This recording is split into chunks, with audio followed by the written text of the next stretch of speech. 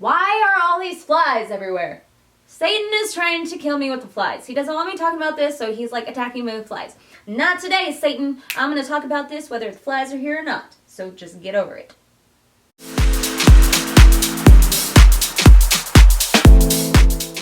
Hey guys, welcome back to my channel. Okay, so today I am talking about depression and anxiety and what that means in Christianity. Unfortunately, I have heard things since posting my testimony video, and if you haven't seen that, I will link it down below in the description box so you can see that depression and anxiety is a result of my sins.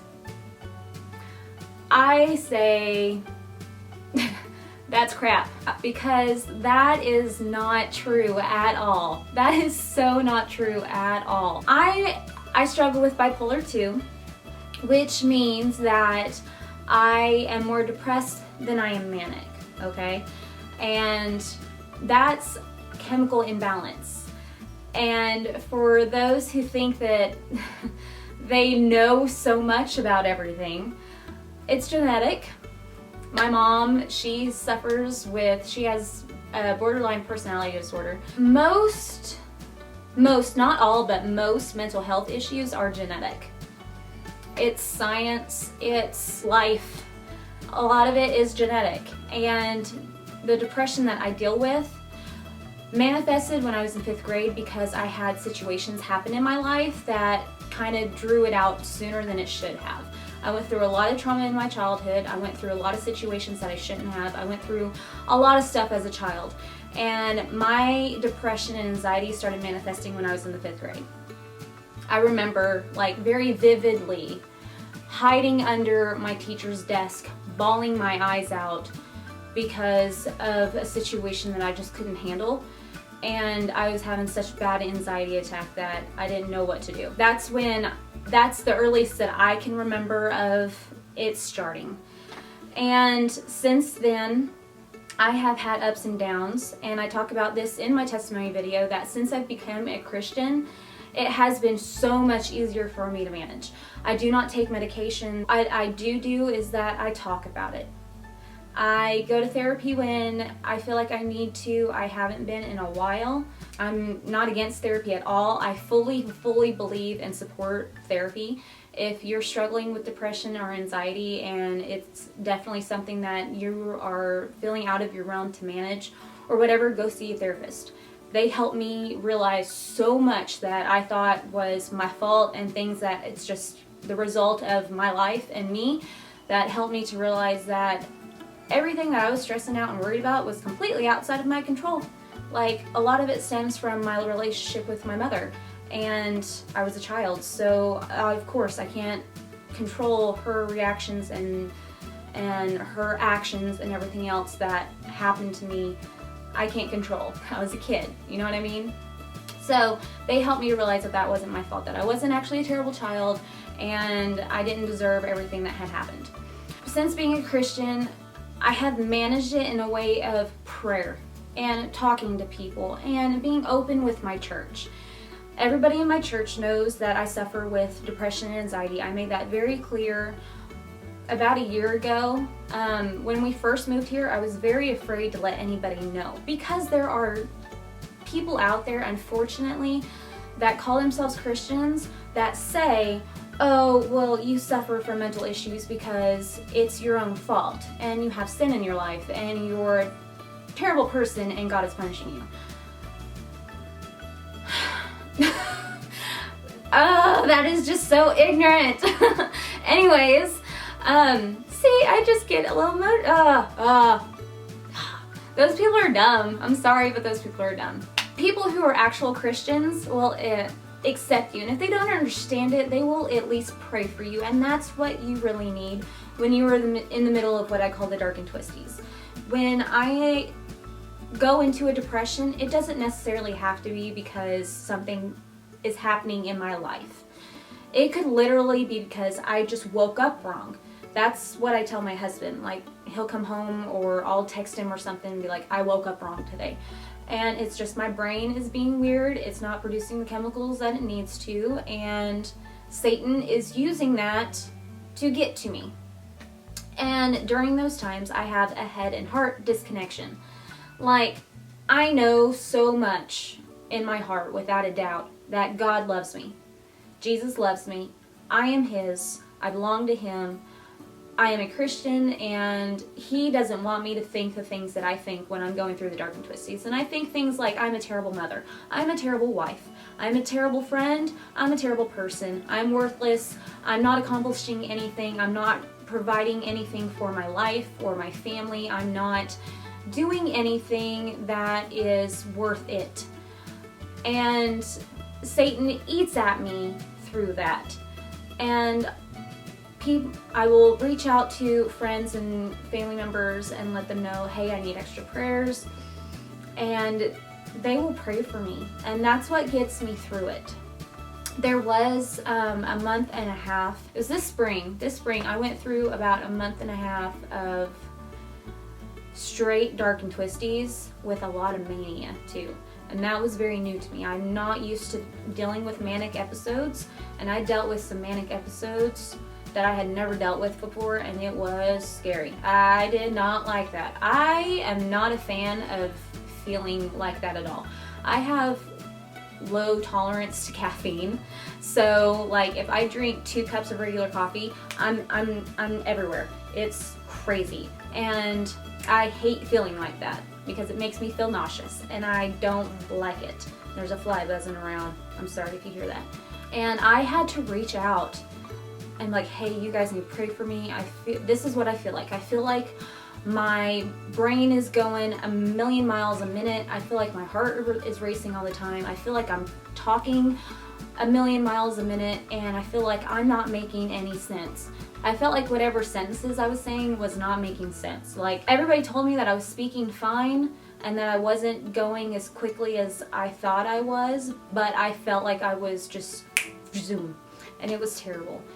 And I hope to never ever experience another episode like that again in my life. But during that time, I got so down. I was like, God, what is going on here? Why am I feeling this way?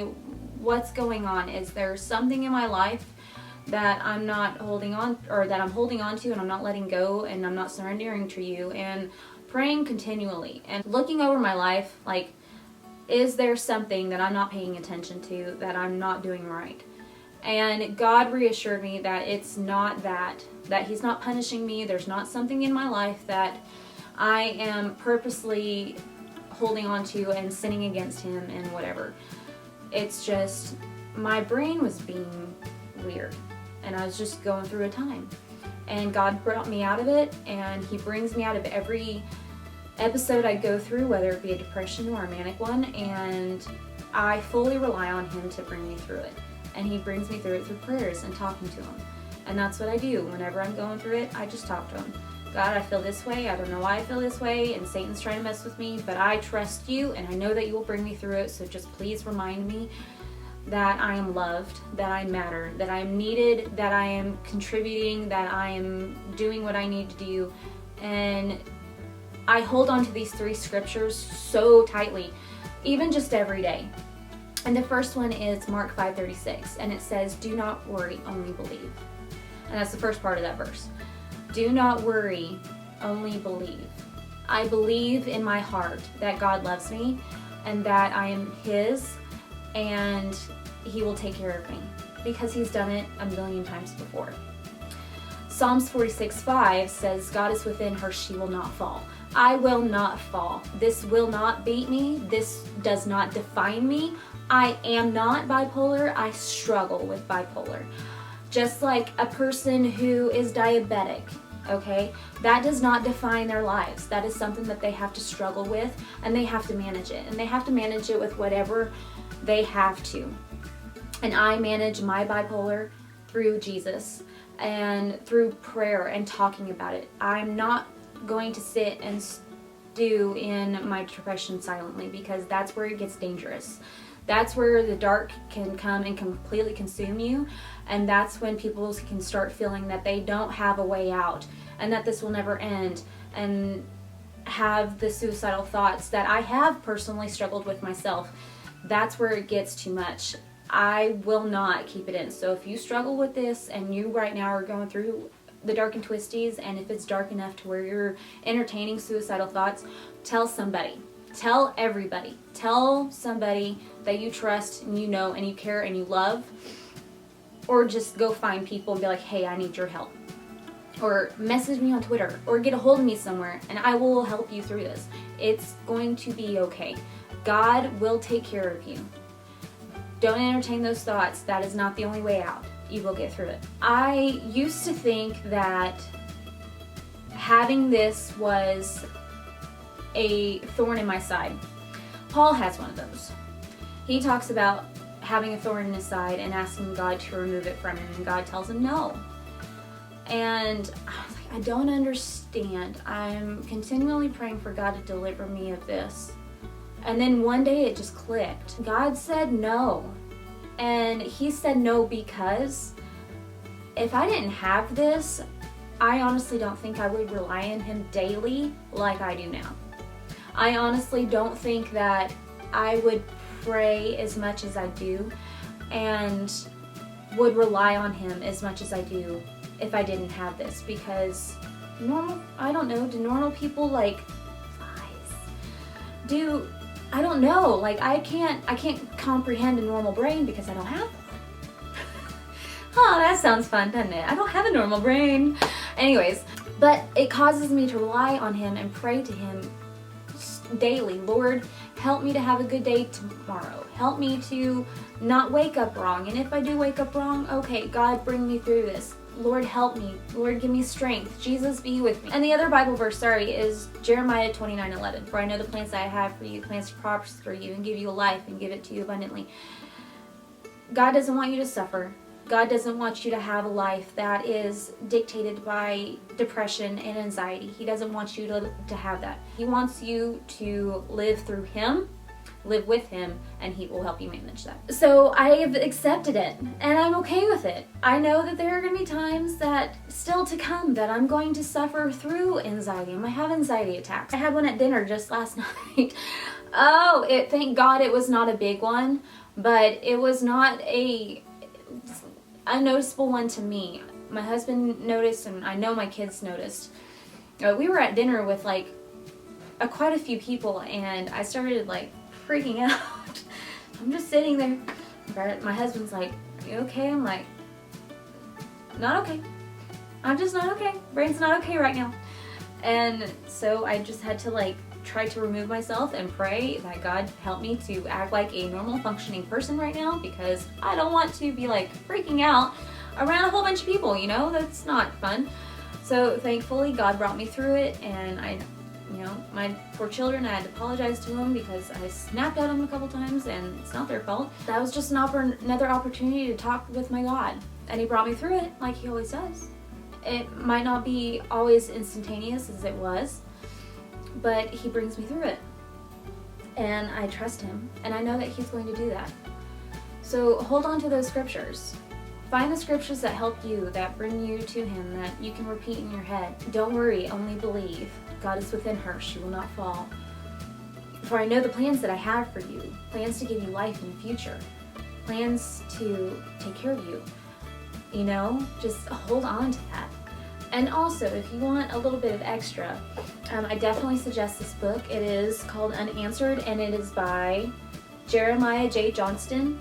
I saw him at Women of Faith this spring in Tulsa at ORU. They did a conference there, and I had been dealing with this was I think right in the middle or the end of my month and a half long of struggle. The dark and twisty, the big one that I was in. And he just came on stage and talked about a couple of things that he has to do with. And he was talking about the Christian Thinkers Society. There we go. And it was just awesome. So here is his Twitter. Go follow him. Go check him out. He was talking about this, and then all of a sudden straight segue into mental health and Christianity and in the church, and how there's still this big stigma over mental health, and that is so not okay. Guys, we have got to open the conversation. We have got to get this stigma off of mental health. It is not something that's taboo. It is not something that's bad. It's not something that's helped or cannot be helped, and it's not something that's scary. It's just part of people's lives. Like, again, I'm going to go back to the diabetes thing, because this is just something that makes sense to me. Like, there are diabetics that are in my life that they struggle, and they can't help that they struggle with it. It's just something that they have, and they have to manage it either with insulin or constantly checking their blood sugar, doing the things that they need to do to manage it. They can't help that they have it. And you're not going to tell a diabetic, oh, just drink the soda and eat the cookie. You know, so you shouldn't tell people struggling with mental health, oh, just be happy or just get over it, because you can't. And he just hit the nail on the head. In part 3, it says, My Invisible Disease, What Christians Must Understand About Suicide and Mental Health. And this book, I'm not going to talk about what's in it because I would love for you to read it. It just has so many questions and answers and just so much stuff in here that would help a lot of people. Pick it up. This isn't sponsored. I just believe in this book. And he was just so amazing and just completely understood where people like myself come from and how we feel. That I sought him out after he got done speaking and just gave him a huge hug and told him how thankful I was that he had brought it up and talked about it the way he did. He completely did it justice, and bless him, because I'm sorry. It was something that I really needed to hear in that moment. Anyways, just know that you're not alone. Just know that if you do struggle with depression, anxiety, mania, whatever, it's not your fault. It is not because you have sin in your life. It is not because you are a terrible person and you're working against God and you're Satan's child and whatever other things that people come up with to say. It's not true. You are loved. You are cared for. Paul wanted the thorn in his side gone. God said no. This is our thorn. This is what keeps us connected to God daily. I see it as a blessing, because I feel like it gives me more of a reason to talk to God than I would have any other way. Like, it just, I don't know. I don't feel like it's a blessing in the moment when I'm all upset, but when I'm not, I do see it as a blessing, and I'm thankful that God is there. He's always there. It doesn't matter if it's 3 o'clock in the afternoon or 3 a.m. in the middle of the night. I know that I can crawl into his lap spiritually and just cry to him and tell him everything that's going on, because he wants to hear it. He is our Father, and he loves us. He is a good Father. He is the best one. He understands. He loves us. He wants to take care of us. He wants to provide everything that we need. And we need him, because there's no way, there's no absolute way that I would still be here and that I would be the person that I am today if it were not for Jesus Christ and my salvation through him. None at all. And thank God, because Lord knows I don't deserve it, but he is so gracious and so merciful. So I love you guys so much. And again, if you're struggling with depression and anxiety, reach out to somebody. Check into counseling. If you have any questions, please ask me. I'll be happy to talk to you guys. I love you all so much. Every single one of you means the world to me, and I'm praying for you. And thank you again for visiting my channel. Please hit the subscribe button down below if you're not subscribed already and you would like to me. Don't forget that you can follow me on Instagram, Twitter, and Facebook, all at Tiffaneyandcoxo. And I'll see you in the next one. Bye.